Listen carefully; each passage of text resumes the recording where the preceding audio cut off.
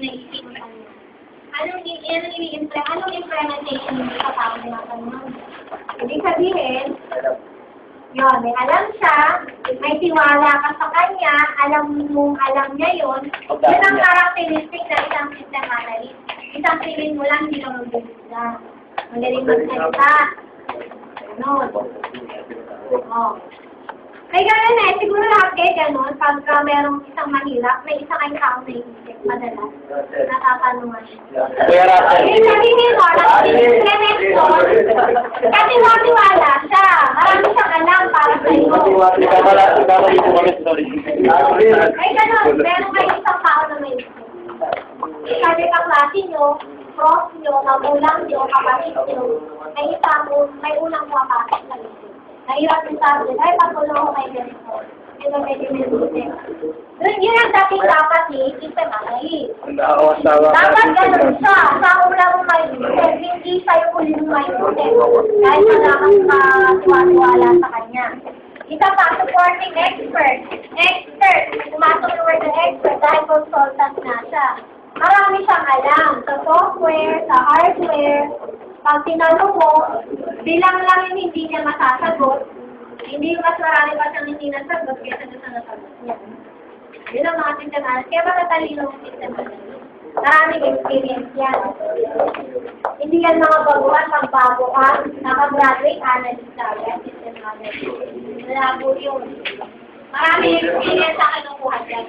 Kailangan siguro mag-programmer ka muna, database administrator, before ka magkaroon ng database. Malaking siya. Oo na. 100,000. Lalo na sa ibang bansa. IBM. IBM, ganito. Sa mga banko. Nag-apply ako. Kung matagal, nabisin mo lang ng phone. Okay, at isa tayo, kailangan daw, agent of change. Dahil nag-propose ka ng system, ibig sabihin mo, may nakita kang mali doon sa system na ginagamit nila. Kaya kailangan mo, bago mo yun. May changes na mangyari. At system analyst ang magpapacilitate pag ma-manage mo. Yun ang mga kailangan characteristic niya. Ngayon kapag wala sa kanya itong tatlong to, yun, meron ba? Eh di hindi siya capable na hawakan yung ganun posisyon. Kasi kailangan smart. Smart looking at saka smart looking. Bakit nakala ng smart looking ang isang tao? Siyempre, ma'am. Smart looking ba? Bakit kailangan smart Bata pa lang. Para maaaring ka. Para pagsabi mo lang. Oo, di ba? Pagka smart looking, first impression, alam mo matahimik.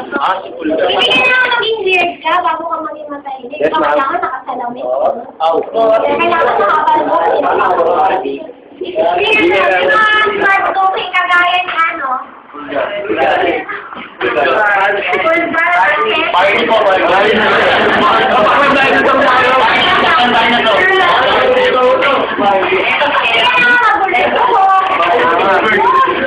Sino?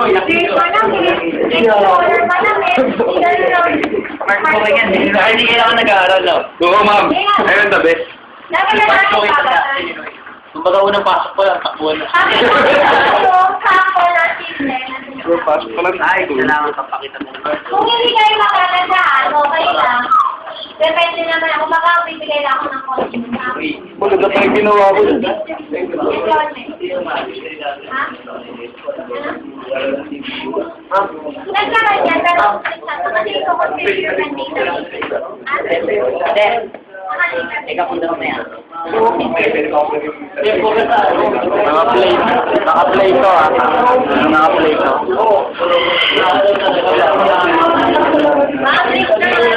Thank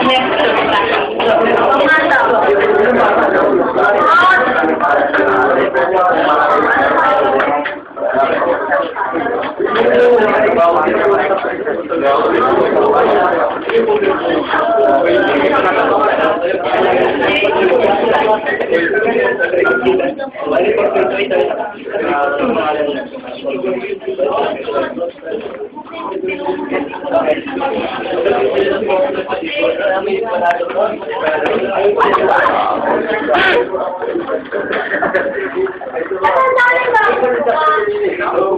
Oh, matagal na luma. Alam mo lang yun ang lumis na yun. Ay, yung pinakakuha masyado. Mga parang side-side. Nag-group na tayo. Ha? Pwede. Pwede Pwede ba? ba? Kaya ako gusto kay Mamaw. Kasi kilala niya ang tatalaga kami. Hindi, sino mga Mamaw.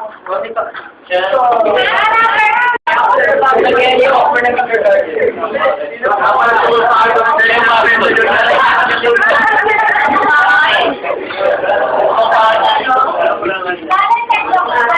Oh, ma'am, talented yan.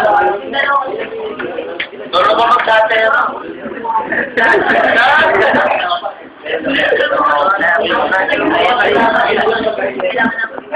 Ang nagkito pa rin na.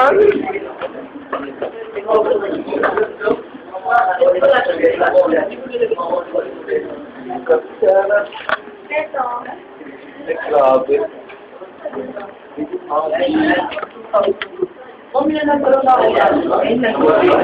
Dali lang pala. Ako muna ako. Wala ko yung PowerPoint naman. Tayo ngayon.